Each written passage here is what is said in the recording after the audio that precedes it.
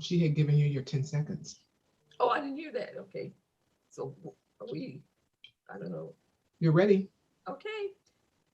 You're listening to the new WCEG Network on WCEG Click the live stream tab or watch us live on your smart TV, YouTube, WCEG Network. I'm Dr. Wanzo, your show host of Mind Matters for the next hour. We are part of the worldwide community empowerment group where we speak life into the community. Like us on Facebook, follow us on Twitter and on Instagram at WCEG _talk radio _ and at WCEG Network. Last but not least, the topics and opinions are those of the show host and guest and not WCEG Network. Thank you for your continued support. Welcome to Mind Matters, where we discuss relevant mental health issues. I'm your host, Dr. Cassandra Wanzo. I'm a psychiatrist, and I've been in practice in Atlanta for the past 30 years. Our co-host is Norman Carter Jr. He's a retired Philadelphia police corporal. He's written a book that's very relevant to these times, The Long Blue Walk, My Journey as a Philly Cop. It's available on Amazon. He also is the host of his own show on WCEG on Mondays at 4 p.m., Issues and Answers. Hi, Norm. Hello there, doctor. How are you? Okay. Thank you for having me. It's always a pleasure having you. You always offer so much insight. Our topic this evening is, are you burned out? Are you burned out? Burnout is on the rise. 52% of American workers report being burned out. And that's almost a 10% increase from pre-COVID pandemic levels. What is burnout? Burnout is a state of emotional, physical, and mental exhaustion caused by excessive and prolonged stress. It occurs when you feel overwhelmed, emotionally drained, and unable to meet constant demands. As the stress continues, you begin to lose interest and motivation that led you to take on certain roles in the first place. Burnout reduces productivity and saps your energy. It leaves you feeling increasingly helpless, hopeless, cynical, and resentful. Eventually, you feel like you have nothing more to give. The negative effects of burnout spill over into every area of your life, including your home, your work, and social life. Burnout can also cause long-term changes to your body that make you more vulnerable to illnesses like colds and the flu. Because of its many consequences, it's important to deal with burnout right away. Are you on the road to burnout? You may be on the road to burnout if every day is a bad day. Caring about your work or home life seems like a total waste of energy. You're exhausted all the time. The majority of the day is spent on tasks that you find to be either mind-numbing, dull, or overwhelming.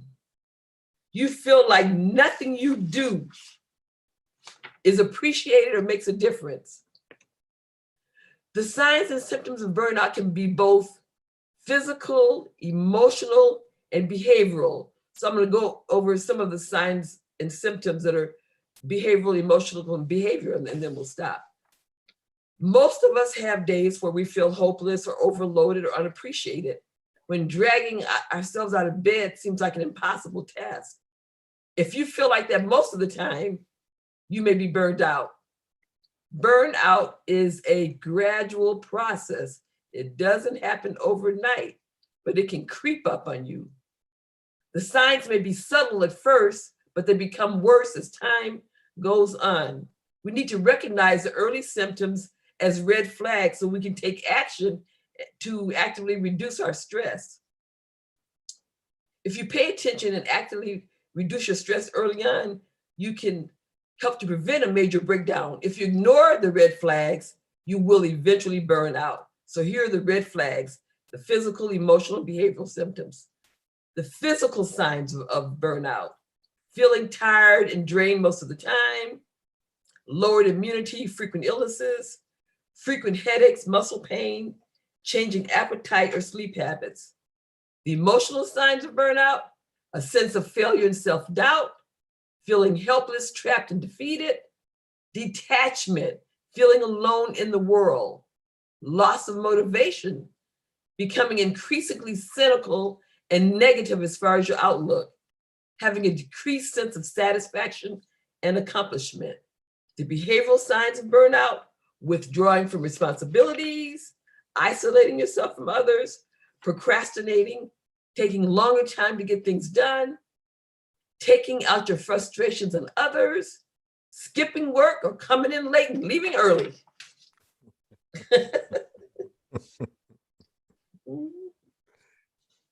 So, you have any thoughts about burnout, Mr. Well, Norton? I have been involved in 2 occupations where that probably have high burnout rate. Number one, in law enforcement, and more probably problematic is the hospitality industry, where I was employed in the hospitality as a manager in various positions for about 16, 17 years. And it's one of those occupations where it's always, what have you done for me lately? and yesterday's best has no relevance to today or tomorrow. And so there's always that pressure on you to do better, only because what most people don't realize, in the hospitality industry, the profit margins are very, very low. So you'll find, even, well, let's take housekeepers, with whom I worked a lot. From one day to the next, you have no idea what you're going to be walking into. And sometimes the workload that you have to put up with is really Herculean for an average person to be involved with. And then you only have a certain time to complete your task. So there is built-in burnout in those type of occupations. Law enforcement, it's the same thing. You get pressure from your bosses, you get pressure from the community. You feel isolated when you go home. Your social sphere becomes very, very small, just because of the hours that you work and the occupation that you're involved in. And all those contribute to burnout, a low sense of self-worth, self-esteem, and all of those occupations. Some of the other occupations, they're saying like 75% of social workers are experiencing burnout. Oh, yes. Yeah, social works. Nurses, over 30% of nurses, a third of nurses, over 50% of doctors are experiencing burnout. Teachers. So, and we're also attributing that this national worker shortage, how some restaurants are not able to open or close down because they have a worker shortage.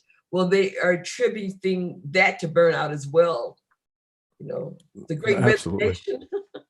Yeah, I also, because I've had so many careers, I worked with the Department of Public Welfare, for want of a better title, in Pennsylvania. And the workload that your caseworkers, or we would call them social workers, that your case workers get is absolutely, I mean, it's huge. And burnout, my goodness, after 2, 3, 4 years, you'll find that cynicism throughout with the veterans. And that eventually affects how they relate to their clients and the product that they put out, the benefits. It's really, and cynicism runs throughout. That's one of the bad things about burnout, is that you become cynical.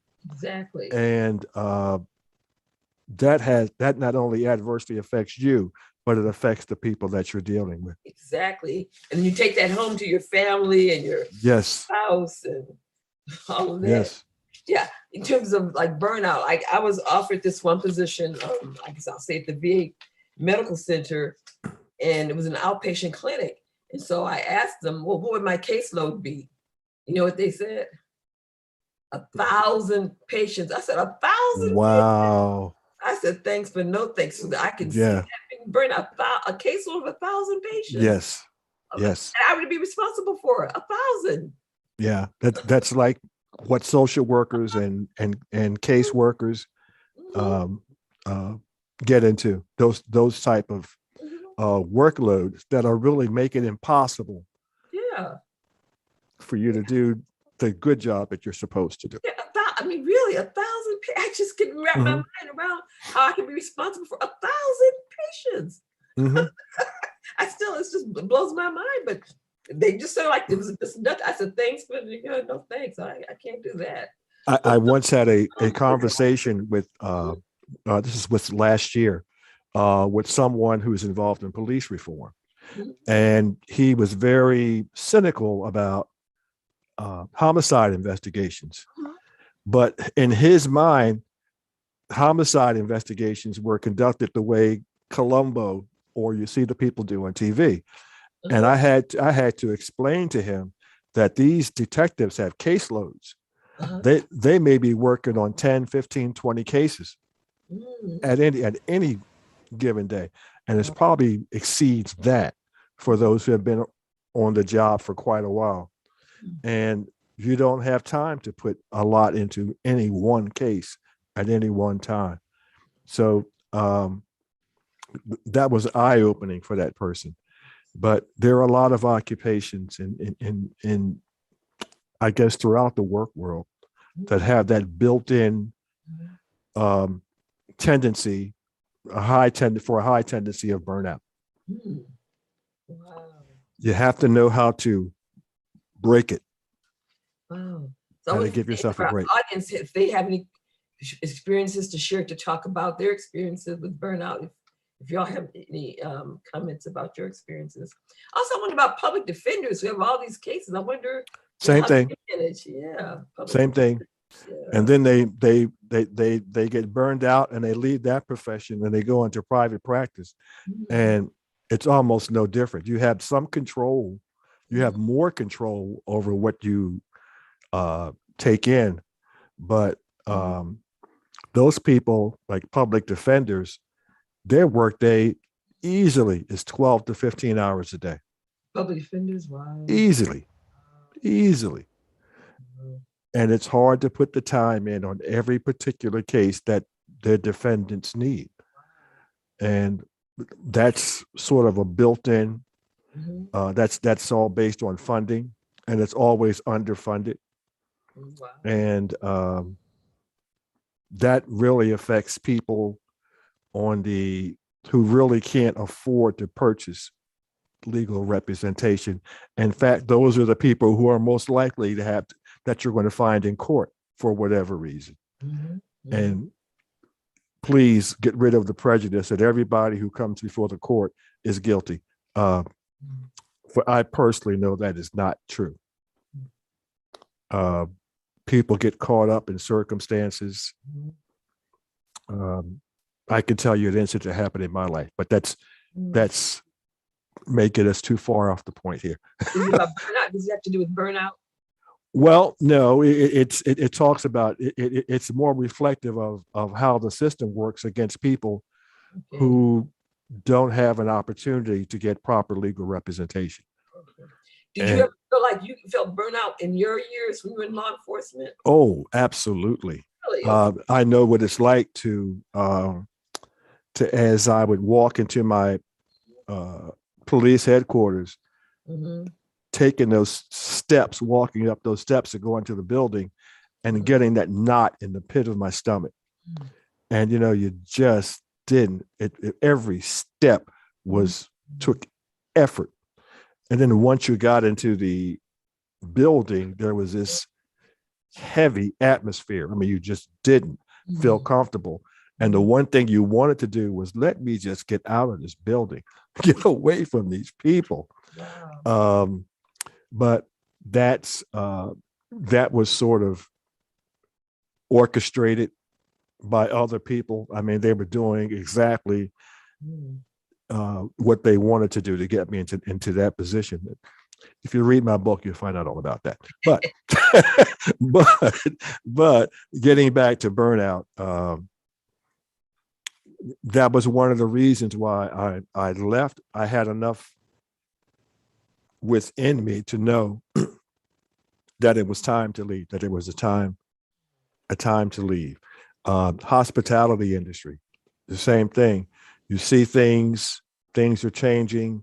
You get that, you develop that cynicism, all of these symptoms you see here, and an alarm needs to go off in your head and say, I need to do one thing, either change the circumstances that I'm working under, or is it time for me to look for something else? Exactly. They said 42 million a record 42 million Americans quit their job in 2019. They said early in 2021, that number was surpassed early 2021 since the pandemic. And that's, I guess, what they keep talking about, the great resignation. So many said, retail and food services seem to be taking the biggest hit, with almost 1 million workers in each service quitting in August alone. Well, and because I've been peripherally involved in these industries and hospitality business, your restaurant servers and these people who work in large restaurants, almost any occupation where you're dealing with the public, it is stressful. And a lot of times you have to put up with unwarranted abuse from customers, and then you get no compassion from your higher ups when this comes up. So you're caught between a rock and a hard place. And now people are saying, I don't want to go back to that. I'm surprised to hear that the base pay was like something like $2 an hour, and you depend on tips. So what they make is very low. Yeah. Oh, yes. Yeah. I think I know for Bellman that the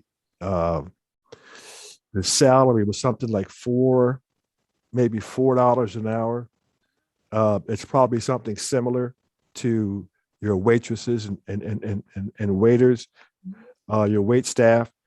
They might be somewhere maybe around $4 or $5, where the bulk of what they make is tips. It has to be tips. Right, and a lot of people don't tip. Oh yes, absolutely, absolutely. I know that some restaurants build like an 18% gratuity into the bill. Some restaurants do that. I mean, not most, but some do that. I've seen that. Yeah, but the problem with that is because I know people in that industry, when you put that on your bill, what happens is they get that, but the employer takes out their taxes from that.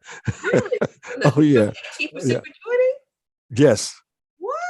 Yeah. The only way they get, but they're actually supposed to pay taxes on it anyway and declare it. But the only way they get the whole amount is when you get your bill if you give them the cash instead of putting it on the Okay. tab. They Okay. actually like that better, but they're not good. They can't tell you that. Okay. Well, thanks for telling me. I'll have to do Yeah. that. No, 'cause I thought it was One something. little secrets of Yeah.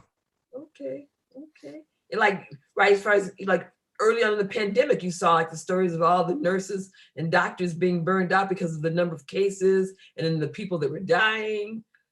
Yes. But yeah, medicine is one of the high burnout areas. Like I said, 50% of medical professionals feel burnt out. I know during my internship year, we literally worked 80 to 100 hours a week, and I was feeling burnt out. It was really bad. 80 to 100 hours a week we were working during my internship. I never understand, and that's part of, Mhm. I guess, the socialization into the Exactly. medical field. Right, exactly. But I can never understand that because it doesn't make sense to me. Right. It's kind of like joining a fraternity. That's kind of the hazing that you experience to join a Exactly. fraternity because it's not necessary. It's Exactly. not necessary. I mean, how can you function 80 to 100 hours a week and deliver effective care? I'm sure that Well, is decisions in medical practice. you have doctors who are working like 18, 19-hour shifts, Mhm, maybe longer on the weekends, mhm, and they have a little room where they go to take a nap. mhm. And you may be the patient that comes in when the nurse says, "Oh, we have a patient for you outside that you need to look at." Well, Exactly. they're half asleep and they're walking out there. Because it would be nothing to work, like a regular day, and then you're on call and you work 36 hours at once, and then you expect it to, start over the next day fresh after working 36 hours. I mean, Yeah. I've dealt with that, so I don't. Yeah. I've heard in some places that doctors have unionized. I don't know what's become of that, but you're right. It's unnecessary. Like I said, to me, I see it more akin to hazing to joining a fraternity, a hazing kind of A situation. rite of passage. Yes. Exactly, you're right of passage. Yes. So Not some of healthy. the causes of burnout. So burnout often stems from your job, but anyone who feels overworked and undervalued is at risk for burnout. Anyone who feels overworked and undervalued is at risk for burnout. So burnout is not caused by just a stressful work situation with too many responsibilities. There are other factors that can contribute to burnout, including your lifestyle and personality traits. In fact, what you do during your downtime and how you look at the world can play just can play as big a role in causing burnout. So what are the work-related causes of burnout?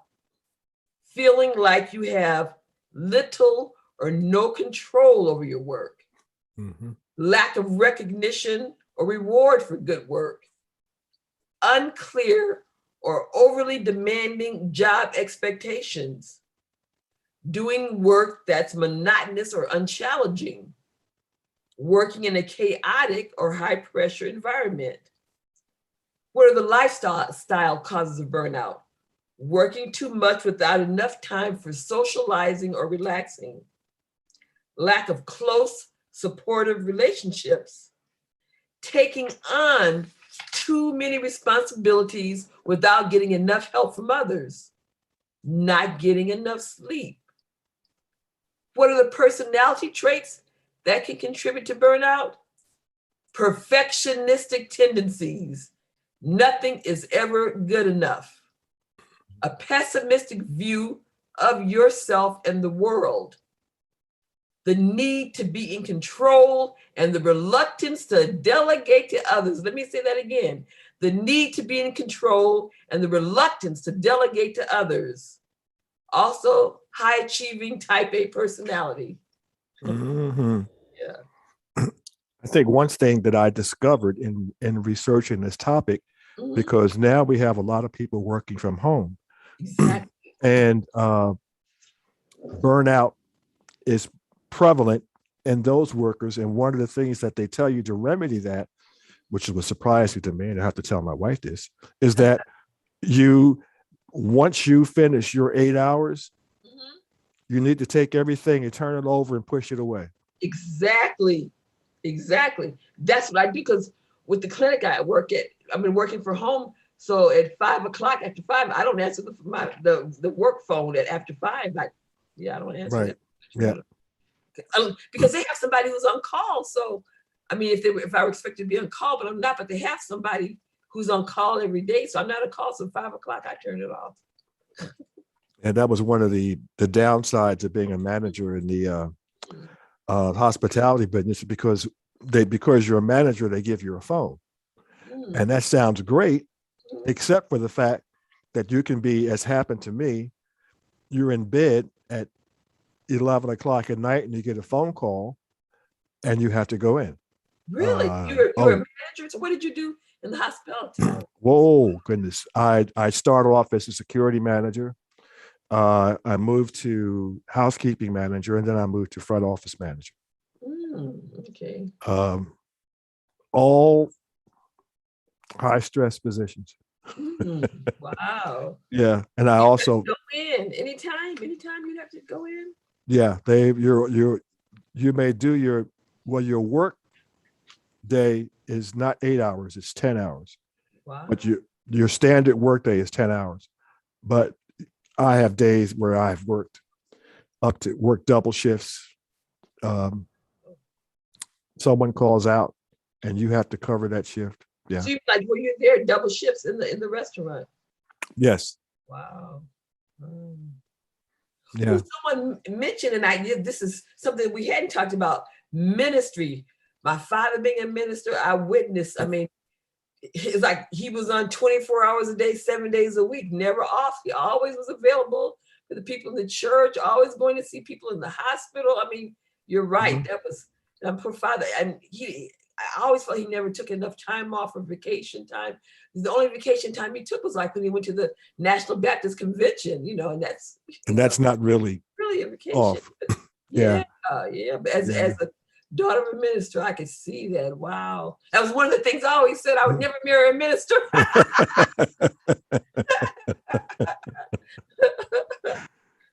I actually had that conversation with my minister, who I had a conversation with him not too long ago. And over the past 5-6 years or so, he has never taken a vacation. Wow. Never. Wow. It's always those times when he was away, it was usually because of some family disaster. So that's not a vacation. Right. But a time when you can just kick back and no. 5 or 6 years.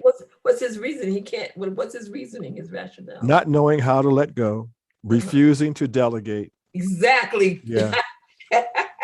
The need to be controlled, resistance to delegate. That's very important to delegate. It's very important. Yeah. Wow. Yep. Oh. So any other experiences from our audience or listeners as far as their issues of burnout? That's amazing that we don't have a lot of questions. I'm sure, we have educators and airline people and healthcare people in our listenership. And right now, speaking of airline workers, they're going through, especially pilots, they're going through difficulty even hiring pilots, or pilots are leaving the industry. And it's not about money, because they make a pretty good sum of money. But you don't want a burned out pilot. Exactly. I mean, you don't. You really don't even want a burned out flight attendant. And sometimes they put in ridiculous hours. Also, especially when they have call outs, or the demand is greater than what they had anticipated. So they have to have, the company decides, well, we're going to add 2 or 3 flights today. Well, you have to pull those personnel for those flights from people who are already there. So we're talking again, double shifts. Do you really want that on an airplane? No. No.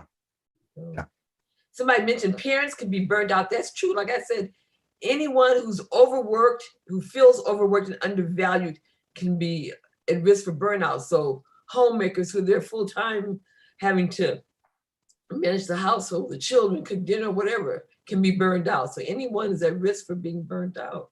Anyone. Yeah, we live in a time with, unlike when I was growing up, a preponderance of single parent households, and parenting was never supposed to be a one person deal. And when you don't have a partner who's actively working with you to raise anywhere from 1 to 7, 8, 9 kids, and you're trying to do that by yourself, that's a lot to navigate. Right. As a single parent raising one child, that was a lot. I can't imagine if I had more than one child, but more than one child, that was a lot. So I can't imagine people who have more. So it's a lot. And what do you do? What do burned out parents do? Right. We're going to talk about how to deal with burnout. So, like I said, it's important to recognize the early warning signs and red flags that I mentioned. So, important ways to deal with burnout is something called the 3R approach. The first R is to recognize, that is, be aware and watch for the warning signs of burnout. The second R is reverse. That's undo the damage by seeking support and managing stress.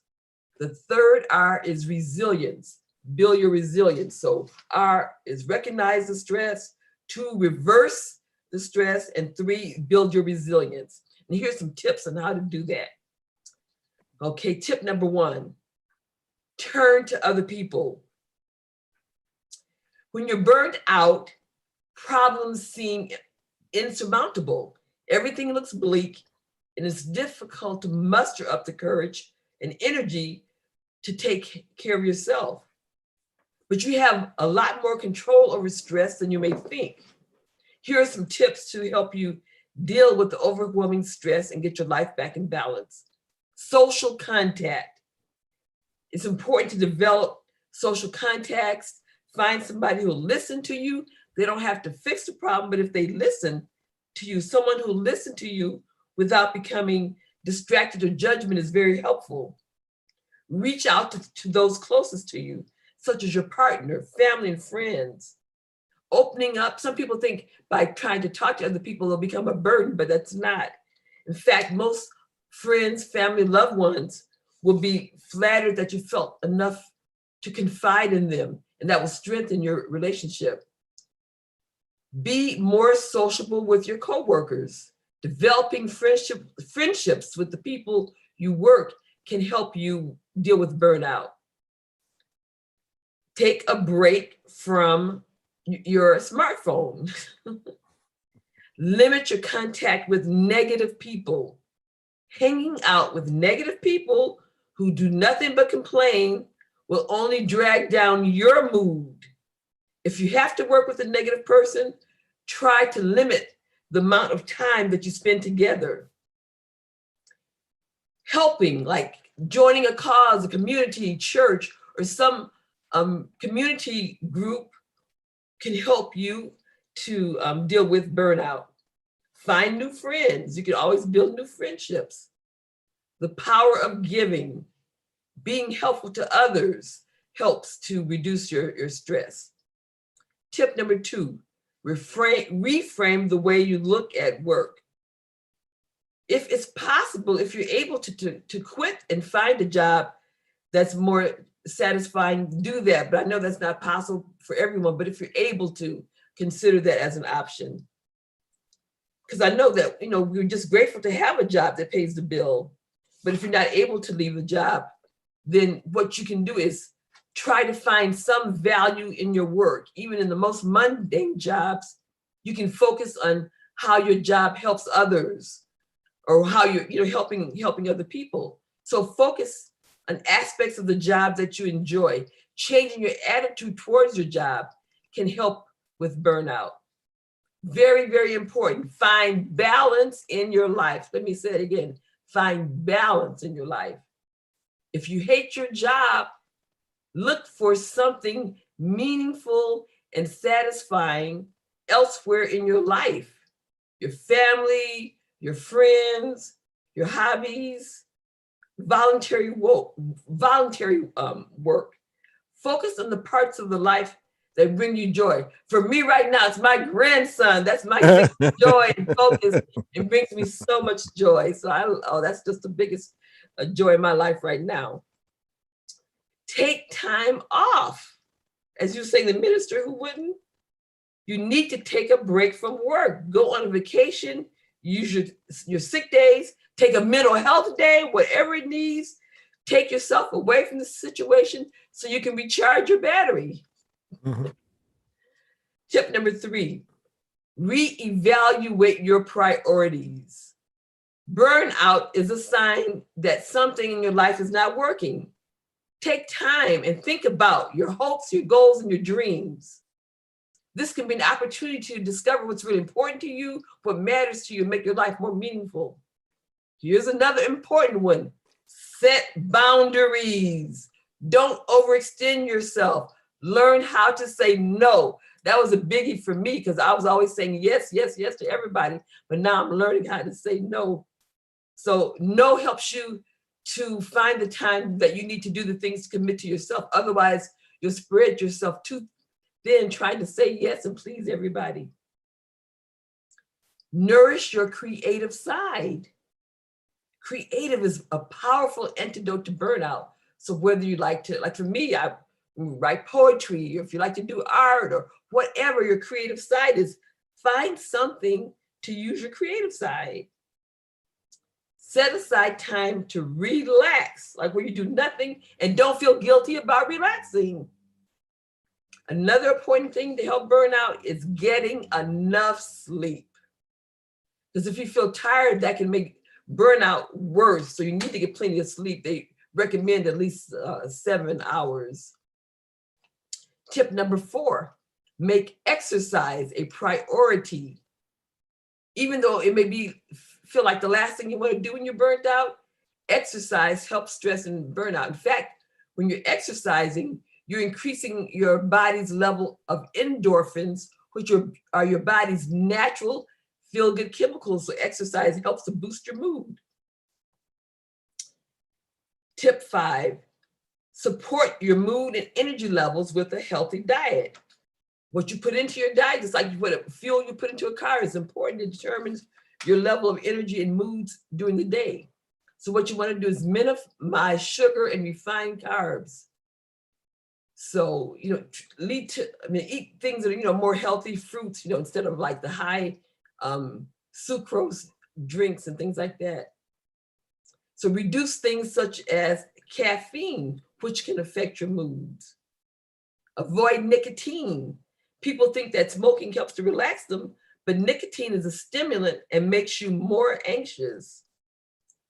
Drink alcohol in moderation. People think that helps to relax, like you get a temporary high from alcohol, but in the end, it's a depressant. It wears off and you feel more depressed afterwards. So those are some tips in terms of helping to manage burnout. I think they're great. I think a lot of them can be summed up in a very popular gospel tune. It's called, but it's going in a different direction. But the song is called "Break Every Chain," and sometimes I know in my personal life, a lot of things that you said, exercise, doing self-evaluation of your life, looking at the people who are bringing negativity into your life. And sometimes it's difficult for some people because we're a communal being and we love to have people around us. But sometimes you have the wrong people around you. Exactly. So you have to do that evaluation. And it was sort of painful for me, but I had to X people out of my life who weren't bringing anything positive into it. Associating with people who are positive people, sometimes people who are not involved in your work life. Exactly. Yes. One of the things that I found out that's a downer for most law enforcement officers is that the only people their entire social group is made up of other people in law enforcement. So what you have is a mutual woe is me society, which is not helpful. It's not helpful. And you need to develop relationships outside of that. Exactly. As we talk about balance, when you're losing balance in your life, where I know people that I even talked to today that say law enforcement was my entire life. And that's not a healthy thing. That's really isn't. It's like if you're a doctor and the only people you interact with are other doctors. At some point, you realize that you're actually bored, that these people aren't bringing anything into your life.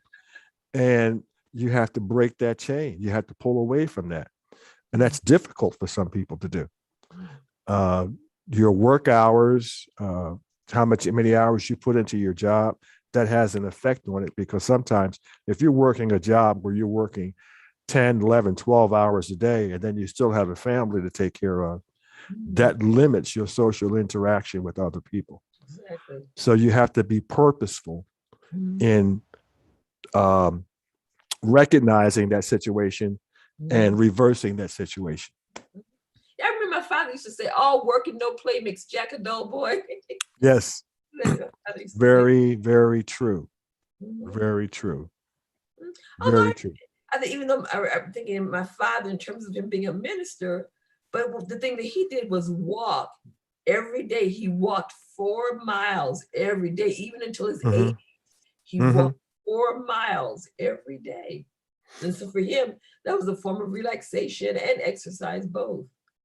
And let's not belittle the effects of endorphins and what they do, because that's what I did. I used to run anywhere from 3 to 4 miles every morning back when I was going through my most stressful time. And my goodness, that made such a difference. Made such a difference in how you feel about yourself, and you get rid of all the dead cells in your body. You reoxygenate yourself, and you think better. You think better, and that's hard for some people to realize. But that's one of the main reasons that even now I go to exercise class with seniors, because. And there are lots of other, it's funny, not enough men go, but there are a lot of women there. But Silver Sneakers? That's Silver Sneakers? Well, no, my senior center has an exercise class. Okay. And we have on average anywhere from 35 to 40 people every session. Oh, yeah. But 98% of those people are women. Oh, and really? Yes. Anywhere, I think our youngest, well, you have to be 55. But we have one lady who's 93 years old. Wow. Who's out there every exercise class. Wow. Yeah. So it's very, we have a gentleman who's 92. Yeah, I spoke with him. So that really helps. That's for stress and also for aging. It helps. Yes. Wow. And I think another important thing that you talked about was resorting to alcohol to ease your stress. Right. And we're not talking about that one glass of wine after work that you have with your meal. We're talking about belting down a few shots of this or that and saying, oh, I feel good. But when you wake up, your same problems are there, plus you have a hangover. Exactly. So you just compound your problems. Some people use alcohol, marijuana, food, or whatever to try to deal with the stress. Anything that alters your mind or your body is not good for dealing with stress. And that includes alcohol, drugs, and food.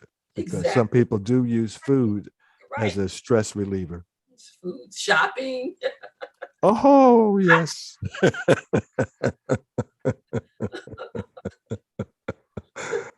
Oh, I could tell you stories. Yeah.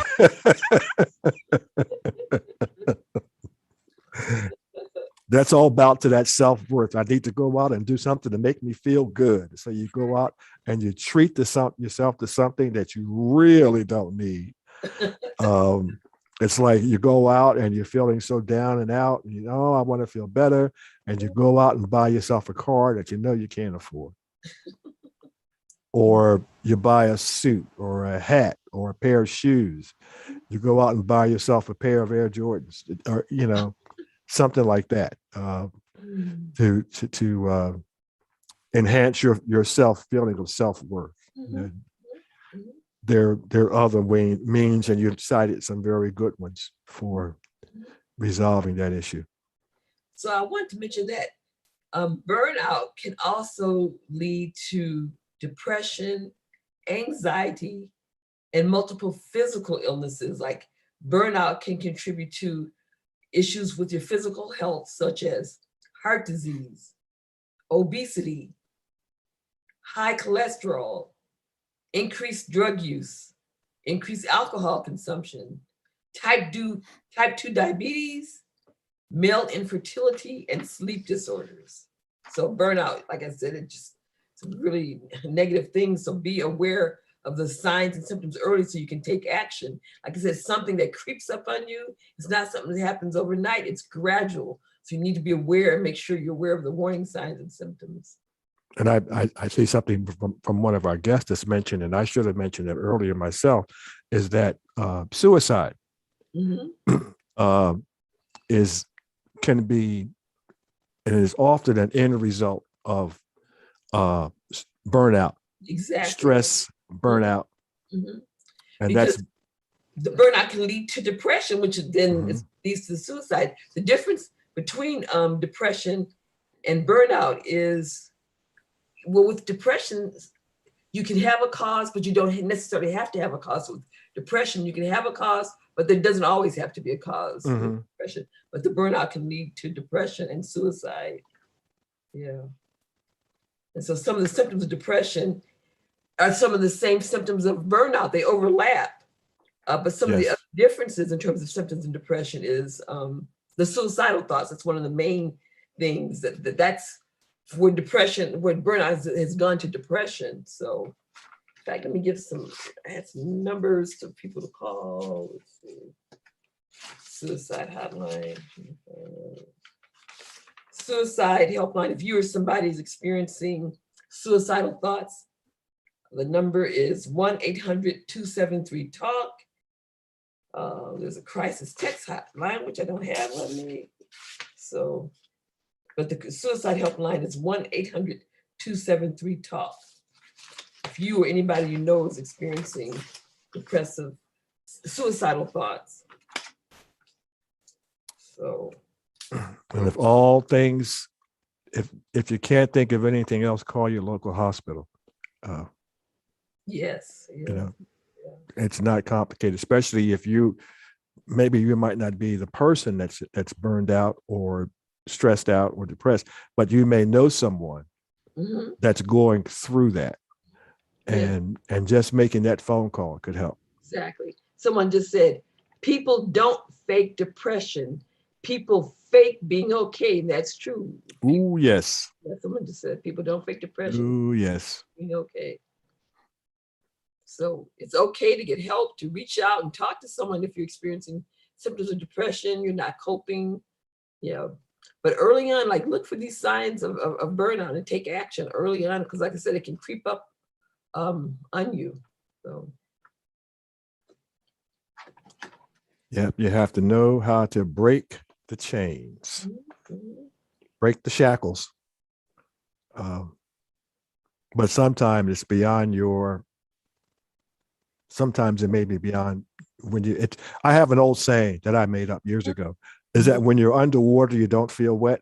Now you really have to think about that, because you don't feel wet until you get out of the water. Right. But when you're underwater, you don't feel wet. So people who are depressed, some people who are burned out, they're in it, but they don't know that they're in it. And sometimes it takes other people who are observing, who are friends, not acquaintances, but friends or Exactly. close family Exactly. to sound the alarm Mhm, mhm. and bring those people out. Exactly. So I'm just gonna go over just some of the things I said. Find balance in your life, take a break, take a mental health day, set boundaries, learn how to say no, nourish your creative side, relax, exercise, get enough sleep, healthy eating habits, reduce caffeine, stop smoking, decrease alcohol. So those are some of the things that we've talked about. So to deal with burnout. Be around active people. I know at our center, Mhm. one of the biggest classes that they have there is a line dancing class. people, Oh, people, people. I mean, they can't. They don't have enough room for the amount of people who want to come and involved in that, and that's a great stress reliever. are Uh, you participate in that, the line dancing? I don't. I'm probably going to sign up for the next one. Uh, but it's hard to get in because it's so very, very popular. But what people, number one, that's exercise, Mhm, and number two, you're socializing mhm, when you're doing that, and there's a little bit of teamwork when you think about it in mm, that, because you're working together as a group, you're establishing a positive camaraderie, and mm, all of those things are great for mhm, uh, uh, fighting against depression and also burnout, mhm. where you need other stimuli. We bring in other stimuli. Somebody asked, where do you take these classes? Oh, at the Snellville Senior Center? Yes. Okay. And somebody mentioned in the past, yes, we did do a show about adult playtime. So Mm-hmm. it's important to play just like you did when you were a child. It was important to have recess in school. As an adult, it's important to have recess and it's important to play. They even have like coloring books for adults. I've seen like in some of the bookstores, adult coloring books. I don't mean like adult content, but coloring Right. for people to Mm-hmm. color. Mm-hmm. Mm-hmm. Mm-hmm. Mm-hmm. Oh, so here are a couple of other numbers. The Veterans Crisis line is 1-800-273-8255. Actually, that's the same as for the suicide prevention, 1-800-273-8255. Those are the National Suicide Prevention line. Yeah. Mhm. I think this is a topic that isn't discussed enough. So I think it's great that we have this program to delve into that, Mhm. because it not only affects people, like we're talking about, people doing their 9 to 5, Mhm. but some of your high profile sports athletes Mhm. also Mhm. suffer from burnout Mhm. or can suffer from burnout. Yeah, because we had talked about how like people like Naomi Osaka and Simone Mhm. Biles, they took the time to prioritize their mental health. Correct. Mhm. Yeah. Yeah. As we all do. Like we say, take a mental health day, even when you don't feel mentally down. Mhm. When you're feeling good, take a mental health day. Exactly. That's a preventive measure. Mhm. Mhm. Yes. So I don't know. I think this has been like an excellent show. Like you said, it's something that we all need because a lot. I mean, like I said, over 50% of people in the workplace are feeling burnt out. That's over 50%. That's a lot of people feeling burnt Yeah. out. A lot of people quitting their jobs as a But result. a lot of those people who are feeling burnt out, that 52%, they feel like they're trapped because Exactly. they can't leave Mhm. for whatever reason. Mhm. And that's not a healthy stew to be in. So in my practice, I've had people who work at some of the corporations, and I'm not going to mention which corporations, but a couple of them are notoriously known for the employees being burnt out. So when they come to me, I end up putting them an FMLA, family leave break, and you have like up to 12 weeks where they can time to cope. And sometimes when they go back, I might have some restrictions or modifications where they go back to like a different type of position or different responsibilities or whatever, but they do have FMLA time that they can take off, and I often recommend that they do that, So I guess a lot of people, these corporations didn't like me because I was putting a lot of their employees on that, but it's necessary for their mental health. And they don't realize that it's going to help the company's overall productivity. Yeah, it's like I know after I retired, amazingly, I was offered other management positions, and I said I don't want anything to do with management. Are you retired or semi-retired? Some people, I guess my wife would say I'm semi-retired, but I'm retired. Most of my activities now are with social groups, or I'm on several advisory boards. Okay. But nothing like I'm not doing a 9 to 5. No, but I'm active. And I think being active and staying active in things you enjoy is, I mean, I have the luxury of doing that now. That's pleasant. And that includes my participation in the WCEG Network. All right. Things you enjoy. Exactly. Because I know you did a show on dementia. That also helps your mind to keep active, Exactly. Things like dementia. Yeah. Yes, exactly.